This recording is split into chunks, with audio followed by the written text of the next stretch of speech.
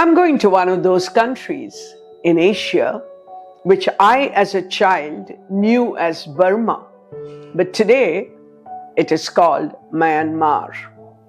So when I talk about Burmese literature, instead of calling it Myanmarese literature, I hope you'll excuse me.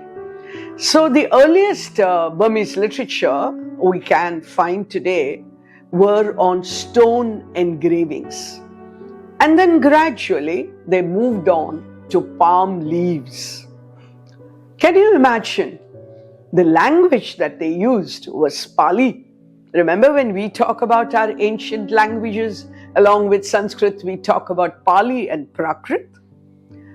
In Burma, Myanmar today, the golden age of literature is considered to be the 18th century. Quite recent, if you ask me. And their first printing press was invented in 1816. So we are looking at early 19th century when we look at Burmese literature.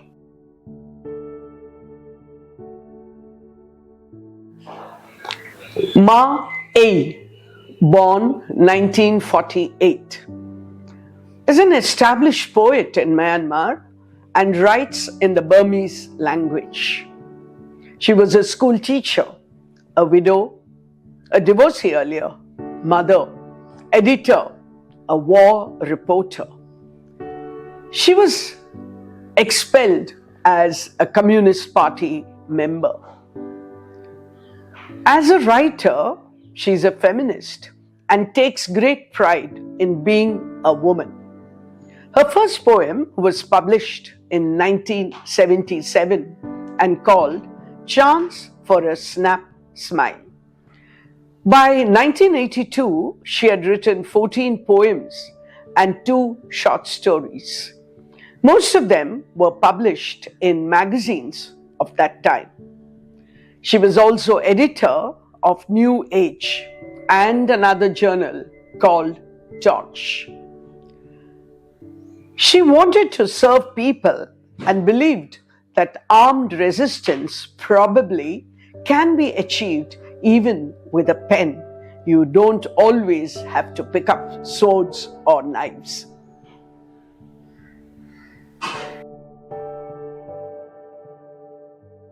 No fish today.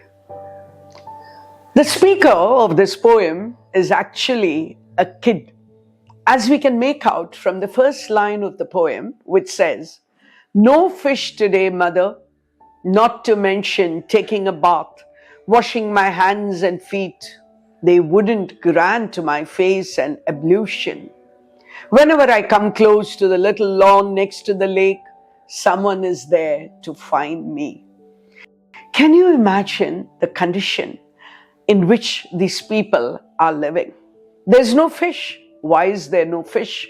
Because there is no water.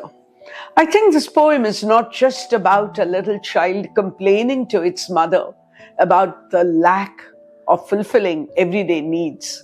It's also a poem that looks at larger issues like environmental devastation. Or can we go a little further and say that it's even about spiritual emptiness? But I'm jumping too far ahead. Let me go along with the poem.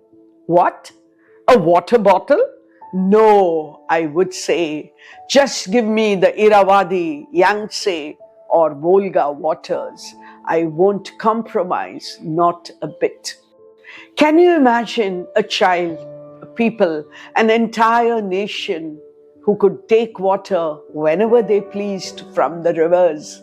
And these are the important rivers that run through Myanmar, Irrawaddy, Yangtze, or Volga.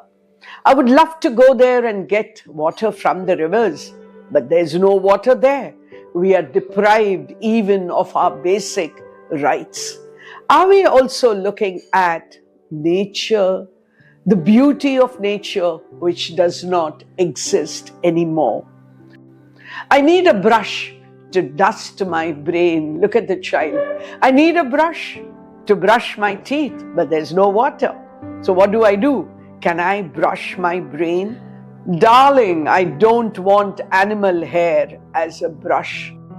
Maybe they use the twigs from the plants to brush their teeth. And then it goes on to something more serious as the child says, Hitler's mustache, Stalin's mustache, Kingwin's mustache. Now these are names where we probably have to go to Google to check who they are. Yeah, they are all dictators. So what does he say here? I wish I could turn those mustaches into, he says, turn them into a brush and then hand them to me. I won't compromise, not a bit. We have to go beyond the surface, beneath the surface, and look at the layered meaning. He's probably talking about the oppressive ideologies. Or is the child talking about the memories that this nation still has of dictators such as these? Of course, we are talking about political oppression here. But can we separate the politics of the period from the social realities? Can we separate them from the economic needs that these people face today? Audaciously brutal, audaciously driven, audaciously smooth. Some say it's foreknowledge. Ha ha. The poem goes on. Be honest, don't be so naive. Somewhere along the poem, I'm not sure where is it that the mother takes over from what the child is saying. Because to me, the child who said no fish and no water cannot talk about so much. So the poet sort of seamlessly moves from the voice of the child to the voice of the mother. Certainly the voice of the people of this country, Myanmar. Darling, I don't demand the pole star. I don't demand a wedding ring. I don't demand near kwai rice. I don't demand genuine peanut oil. Why? I've always been fed namphit and mustard. Darling, tell me now, how will you convert to me? Namphit is a traditional Burmese dish. I'm so used to eating all this, and today I don't even have oil. I don't even have rice. What am I going to be fed on? We are out in the open more than parents, more than children, more than siblings, more than a husband, more than a lover, in the midst of a jungle. Everyone in this country is out in the jungle. We don't even have our traditional homes where we could live. Every line points out to the want, points out to the lack of every basic human need being fulfilled. Like an old scratchy record, past is the past, you say, for our inconceivable futures. Shall we go further and further, back to back? Oh, forget all that. That's the past. How can you say that? I'm living in the present and I want food. I want water. Ma Maikale Haing Haituk Kwang. These are, we are talking about what Ki Ai, another important Burmese writer. Memoirs of my love, someone must write. Why should I compromise? Not a bit. What do I do now when I lack everything? Shall I go back to those old writers and see what they talked about? Don't talk to me about compromise, the child seems to be saying, and the mother seems to be echoing that. I think it is, to a great extent, a protest poem.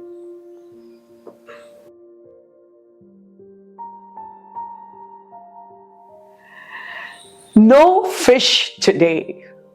When I looked at the title, even before the first reading of the poem, I said, here is a poem where the thematic concerns are so important. And believe me, it sometimes happens that the poet does not bring in any figures of speech. Well, I could look at them and say, well, surface meaning and layered meaning and all that. But this is a protest poem through and through. And when the persona, the narrator, the speaker of the poem happens to be a child, and the child is looking up to its mother to satisfying its basic needs, what can you expect? A poem through and through that holds you with its thematic concerns, with what it wants to tell us, with what its wants are. What is it that they lack?